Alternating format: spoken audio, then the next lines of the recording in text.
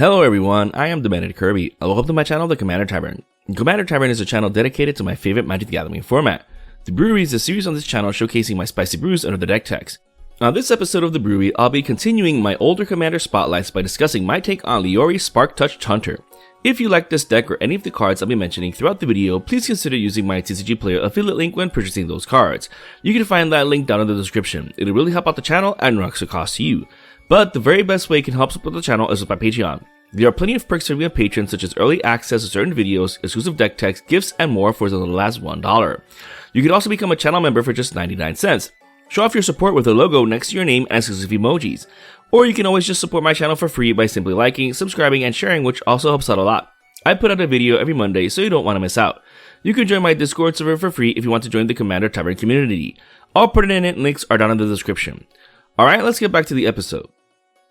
Leori is a 3/3 elemental cat with flying and vigilance for 1 blue, 1 red, and 1 white. These keywords are great because it helps Leori fly over potential blockers to help trigger its combat damage ability. Whenever it hits an opponent, you can choose a planeswalker subtype. Then, whenever you activate an ability from that subtype of planeswalker, you copy that ability.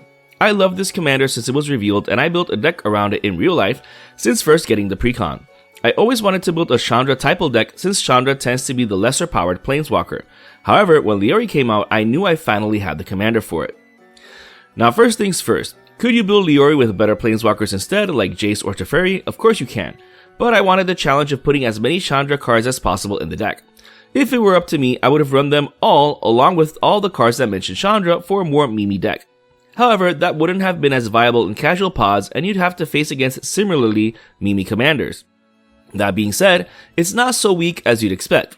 Alright, with that disclaimer out of the way, let's start with how I classify the Chandra cards I am running.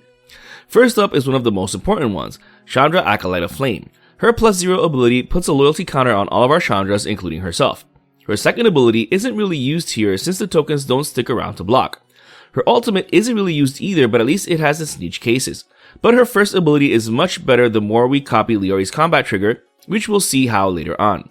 Being able to put multiple loyalty counters on our Chandras each turn is no joke. In that sense, it should be better than proliferating more often than not, especially with Moon Gauntlet in the deck. Giving all of our Chandras the extra ability of proliferating means that connecting with Leori has us proliferate twice each available Chandra we have. This will allow us to ultimate them quite easily as well as frequently. The next important Chandras are the ones that give us mana. Chandra Dress to Kill, Chandra Novice Pyromancer, Chandra Torch of Defiance, Chandra Legacy of Fire, Chandra Bolt Pyromancer, and Chandra Hope's Beacon all have loyalty abilities that give us mana in one way or another. Sure, they all have other uses like Dress to Kill, potentially giving us Impulsive Draw, Novice Pyromancer shocking any target, which is more important than it seems, which we'll see why in a moment. Torch of Defiance also impulse draws burns and gives us an amazing emblem. Legacy of Fire has an epic triggered ability as well as a massive impulsive draw effect. Bolt Pyromancer is full of burn effects, and Hope's Beacon can copy one of our instants or sorceries each turn, as well as giving us impulsive draw and burn. However, why am I emphasizing the mana ability? Because we can use these Chandras to combo off along with Cloudstone Curio and Planebound Accomplice. With any of those Chandra already in play, we can use the mana ability to pay for the Accomplice's activated ability, cheating in another Chandra. This will trigger the Curio, bouncing up a used up Chandra back to our hand. If the Chandra we dropped also generated mana, we can do this infinitely many times if we net mana each time. This will give us infinite mana. We can then sync that infinite mana to bounce burning Chandras instead of mana acceleration Chandras. And we just saw that some of these already have built-in burning effects. That burn can then kill off the table. But the deck is running more because burn is also a form of interaction. To that end, Chandra Pyromaster, Chandra Awakened Inferno, Chandra Flames Catalyst, Chandra Flames Fury, and Chandra Pyrogenius are also included. Apart from the burn abilities, these also have other abilities like Pyromaster providing impulsive draw, and Awakened Inferno giving a back-breaking emblem if we can give multiples each activation. Besides outright burning our opponents with Chandras that deal damage, we can also win using this combo along with the Chandras only generating mana if we add All Will Be One to the engine. Each time loyalty counters are added to our Chandras, this will ping an opponent. Doing this infinitely many times with our combo and the game's over without much else. In any case, this enchantment does incremental damage throughout a game via death by 1,000 cuts, so it still does a ton of work. Fiendish Duo, Gisela Blade of Gold Knight, Fiery Emancipation, and City on Fire helps those 1,000 cuts sting more when given. Once we have the combo set up, it's more than likely game over. but in the meantime, if we're doubling or tripling the damage our sources are giving opponents, then they'll die faster until then. As a bonus, the first 2 affects opponents even from sources we don't control. Gisela is also amazing here since she'll half the damage dealt to us, our creatures, and more importantly, our planeswalkers. Speaking of reaching our endgame, we want to be as efficient as possible. The whole point of running Leori is to be able to copy our Chandra abilities when activated. To that end, we also have to juggle between making Leori do as much work as possible. First off, we want to guarantee it getting through. So making it unblockable via Whisper Silk Cloak, Access Tunnel, and Rogue's Passage makes it so we'll always trigger its combat damage ability. As a bonus, the Cloak also gives it Shroud, protecting it from targeted effects. I'm not too keen on the Shroud, since we can't then equip or target Leori with anything else, which is why Giant's Amulet, Swiftfoot Boots, Champion's Helm, and Mithril Coat, the rest of the deck's protective effects, don't grant Shroud. But the Cloak is the exception because it protects and gives unblockability. We want to be able to give Leori Double Strike, equip useful things to it, etc. Like, for example, Sunhome, Fortress of the Legion, and Berserker's Onslaught, which do so much by giving Leori Double Strike. If Leori hits twice, then its combat damage effect triggers twice. If it triggers twice, then whenever we activate an ability on any of our Chandras, it'll get copied twice. That is precisely what we want. Zariel, Archduke of Avernus, has an emblem that gives us an extra combat after the first one. If we're able to get this multiple times, then we can really pop off. However, Zariel is also included because both of its other abilities are useful too, giving Leori a power boost and haste, as well as creating blockers to protect our planeswalkers. Chandra's Regulator, the Chain Veil, Oath of the Fairy, Wings of Brighthearth, and Rowan's Kenrith's emblem do something similar to Leori. Unfortunately, the artifacts require mana to use, but that's fine if we can pay it. The point is that these also let us either copy loyalty abilities or activate them multiple times in a turn. Obviously, activating them multiple times in a turn is much better, since we'll be able to copy the other activations. So with Leori having been triggered while we controlled Oath of the Fairy, we activate once, it gets copied, then we activate again, and it'll also get copied. So good. Proliferating helps make sure we can easily ultimate our planeswalkers, such as Rowan and Zariel. So, Karn's Bastion, Staff of Completion, Sword of Truth and Justice, and Norn's Choir Master are also in the deck. The staff also fills multiple roles, being able to provide card advantage and mana acceleration too. The sword provides Leori with protection from white and from blue. This can be used against us if we wanted to target it with anything in those colors, but we're fine there. As a bonus, it also puts a +1/+1 counter on it before proliferating. If Leori also had Double Strike, it'll proliferate twice. Planeswalker decks have the inherent weakness against creature-based decks. While it might seem fun to play a bunch of Chandras and burn anything that could attack us next turn, the fact remains that we want to protect our board whenever possible. Pillow Fort effects found on cards like Onake Oathkeeper, Archangel of Tithes, Archon of Absolution, Baird Steward of Argive, Norn's Annex, Sphere of Safety, and Kazul Tyrant of the Cliffs get the job done. With enough of these out, it might be impossible to attack into us with a horde of creatures. Kazul makes it even worse because if an opponent swings in with an army of weenies but not enough mana, we'll get bigger creatures after it. Silent Arbiter makes it outright impossible to send an army our way, and this effect is global, so that goes for anyone swinging into opponents too. Fortunately, we only care about swinging with Leori anyways. And as for that soul blocker blocking that soul attacker, we got Fogbank and Guard Gomazoa. So long as that attacker doesn't have trample, we're good to go. And if it did have trample, the deck's running Maze of Ith and Core Haven.